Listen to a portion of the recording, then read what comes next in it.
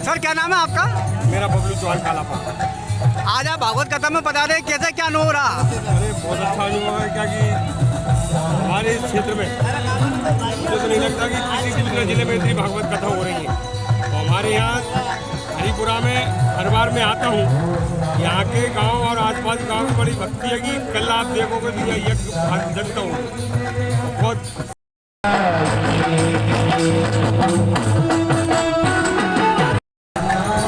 आज सर क्या नाम है आपका? मेरा बबलू चौहान कालापा। आज आप भागवत कथा में बता रहे कैसे क्या अनुभव रहा? अरे बहुत अच्छा अनुभव है, क्या कि हमारे इस क्षेत्र में मुझे तो नहीं लगता कि किसी दूसरे जिले में इतनी भागवत कथा हो रही है। तो हमारे यहाँ हरिपुरा में हर बार मैं आता हूँ। यहाँ के गांव और आसपास गांव में बड़ी भक्ति है कि कल आप देखोगे तो यह यज्ञ जनता हूँ बहुत सद्भावना से यह कथा करते हैं। और महिलाओं की कथा है, आदमी से ज़्यादा महिलाएं जागृत हो गई हैं। मैं कल आऊँगा, आज नहीं दूंगा बिल्कुल 100%। आप चिंता मत करो, आऊँगा तैयारी कैसे तो आऊँगा। आप सबसे समाज की चाहता हूँ, मुझे इंदौर निकलना है, मैं निकलते 2 मिनट हाजिरी दे दूँ तो हाजिरी हो गई और कल दोबारा हाजिरी हो जाएगी दरबार में भगवत बड़ा पुराने के लिए। एक बीना गाँव में कथा है, 2 मिनट बाबा की हाजिरी मुझे देना, आज वहाँ पूर्ण होती है। वहाँ के बाद आपके कल और क्षमा चाहता हूँ क्योंकि जल्दी के चक्कर में हो रहा है। कल बढ़िया टाइम से रहेंगे तो कम से कम भाषण होगा, स्वागत होगा, गुरु जी के दोबारा आके स्वागत करूंगा। बोलिए भगवत महापुराण की जय।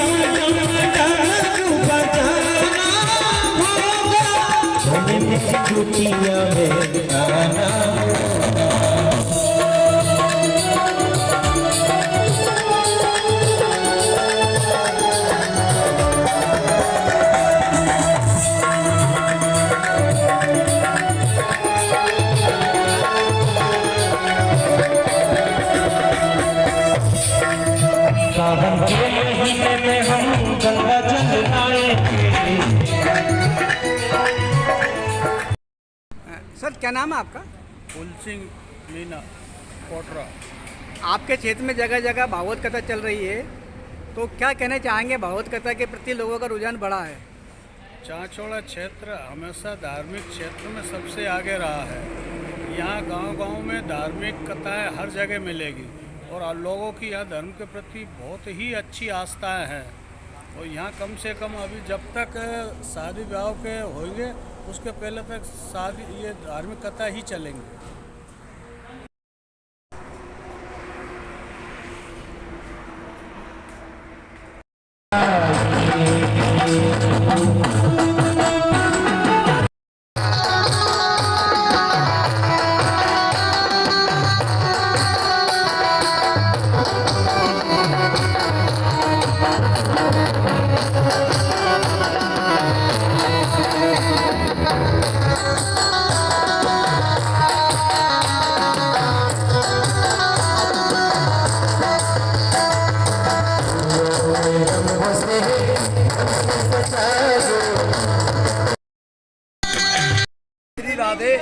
आज जिला गुना, तहसील चांचौड़ा, सोनाहेड़ा पंचायत, ग्राम हरिपुरा की नगरी में गुरुदेव हमारे दुर्गा प्रसाद जी नागर यहाँ पधारे हुए हैं। श्रीमद् भागवत का 6वां दिन हैगा और बड़ी सभी गांव वालों की असीम कृपा से और सभी गोस्वामी समाज के सनातन धर्म की ओर से क्या इस कार्यक्रम को सभी इन्होंने उपस्थित किया है। माता बहनों ने, भाइयों ने इसको इसी प्रकार से हर साल बना रहे।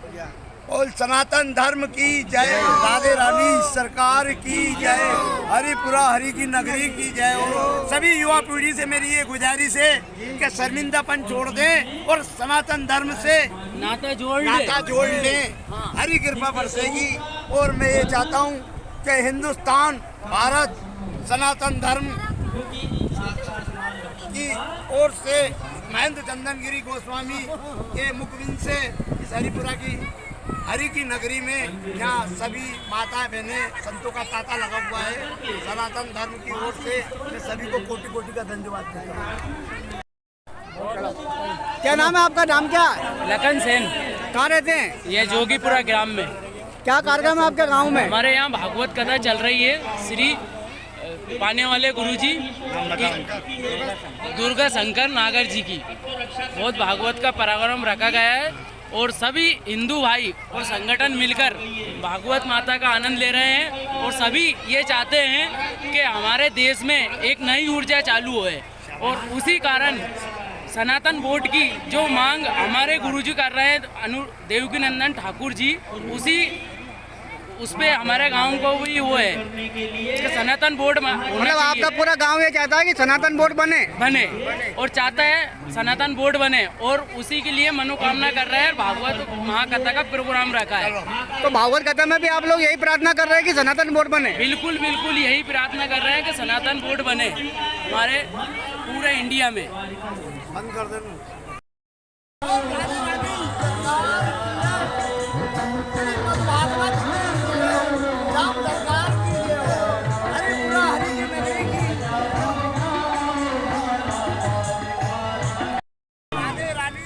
भारत जी कहने लगे द्वारकाधीश जी 800 पहले हो गई, हमने भी तैयार हो गई 16,100 इनको भी अपनी रानी है। द्वारकाधीश ने 16,100 रानियों को भी स्वीकार किया। उनके साथ में विवाह हुआ। भगवान बाहर आई तब एक स्वर में कहने लगी कि हमें जिसने मुक्त करवाया इस राजा से 16,100 कन्याएं विवाह हुए। एक बहुत बड़ा राक्षस था जिसने वंदन अभिनंदन और इस चैनल के माध्यम से आप इस प्रभु की कथा को, इस वाणी को आप प्रत्येक व्यक्ति तक पहुंचा रहे हैं। ये आपका बड़ा सौभाग्य है, हमारा सबका सौभाग्य है कि ये प्रभु की वाणी हर जन तक पहुंचे। यही हमारी आशा है। बोल गोपाल कृष्ण भगवान की।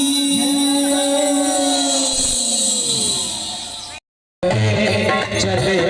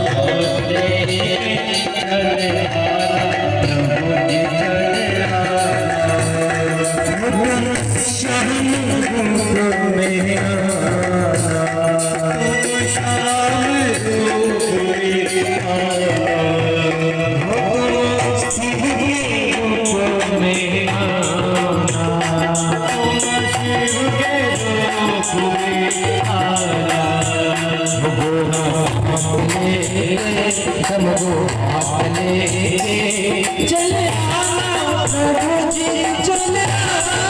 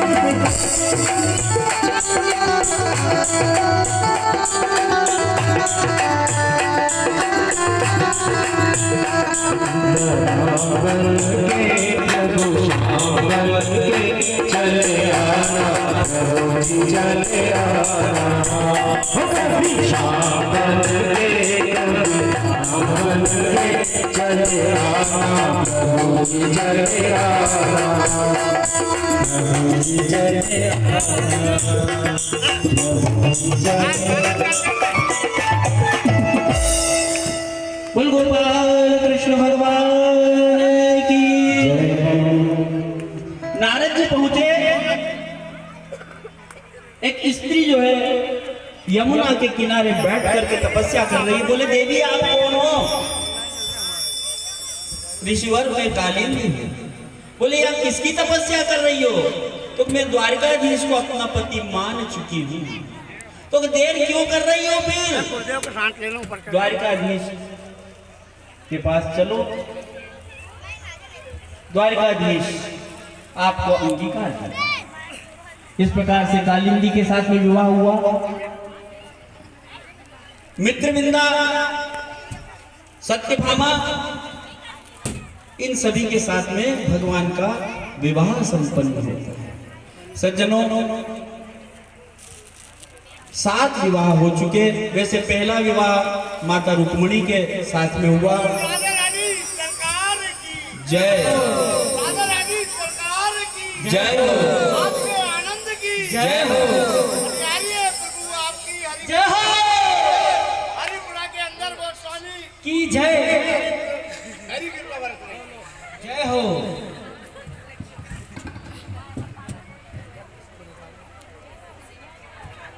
आज हरिपुरा हरि की नगरी में महंत चंदनगिरी गोस्वामी छठ के रोज यहाँ पर पधारे थे। हमारे गुरुदेव की मुखबिंद से राधे रानी श्रीमद् भागवत की जो कथा कर रही है, आप बात के सभी आपके गांव और माताएं बहनें यहाँ पर पधारी हुई है। सभी का कोटि कोटि का धन्यवाद है।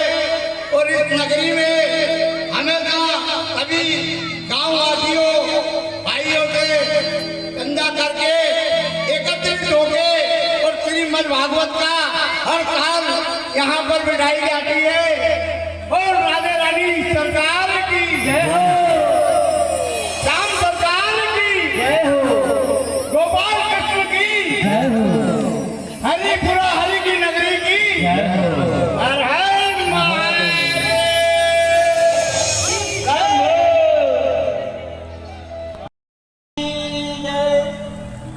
कभी शाम बन के कभी राम बन के चले आना, प्रभु जी चले आना। कभी शाम बन के कभी राम बन के चले आना, प्रभु जी चले आना।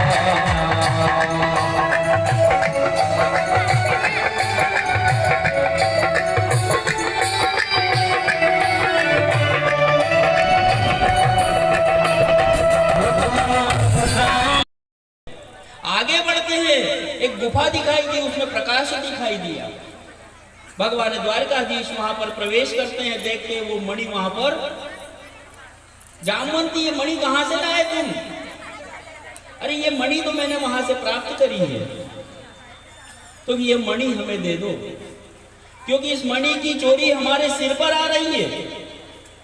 जबकि ये मणि सत्राजीत का भाई प्रसेनजीत लेकर के आया था, और ये मणि तुम्हारे पास है। ये मणि आपको कैसे दे दूं बिना युद्ध किए? आप मेरे से युद्ध कर लीजिए।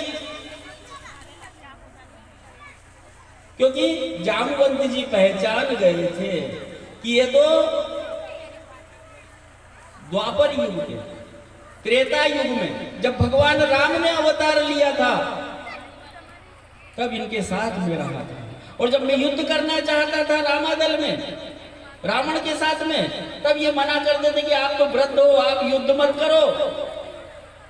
आज इनसे ही युद्ध करने का अवसर प्राप्त।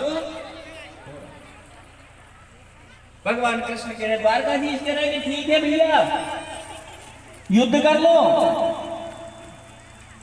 युद्ध होने लगा।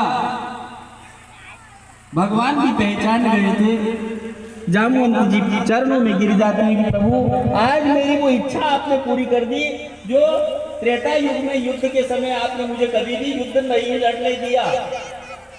आपने वो मेरी इच्छा पूरी करी।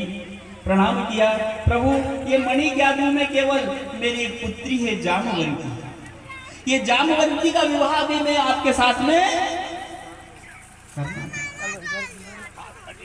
जामवंती का विवाह हुआ। वो मणि भगवान ने सत्राजित के हाथ में दी, भैया ये तुम्हारी मणि, ये चोरी का जो कलंक आपने मुझ पर लगाया था ये बिल्कुल गलत था, ये कलंक मेरे सिर से।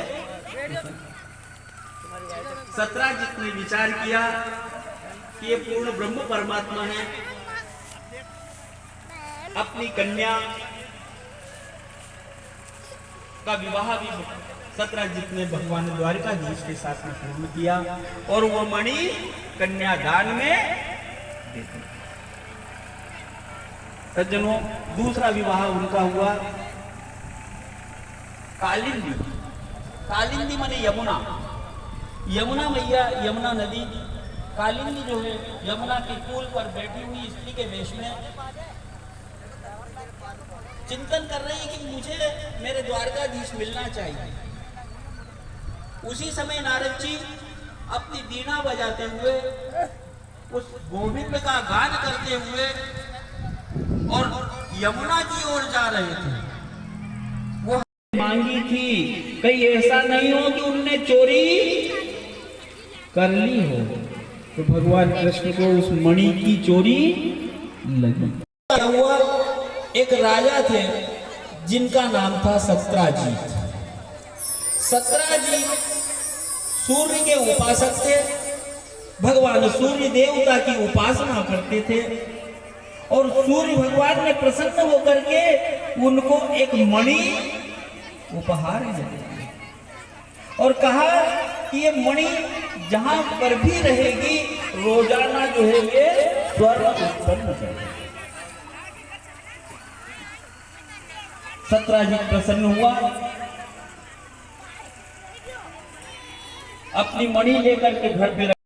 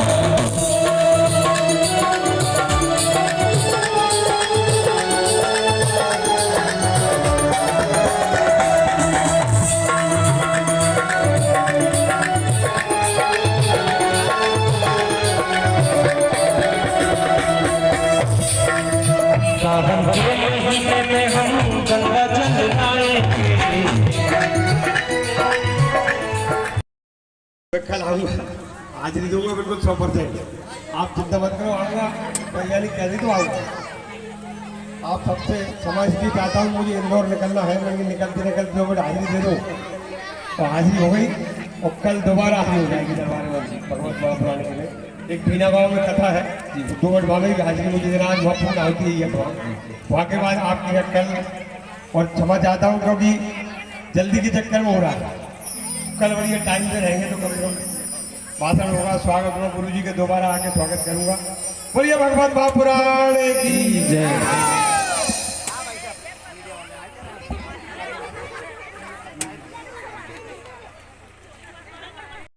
को श्रवण करना है। देखिए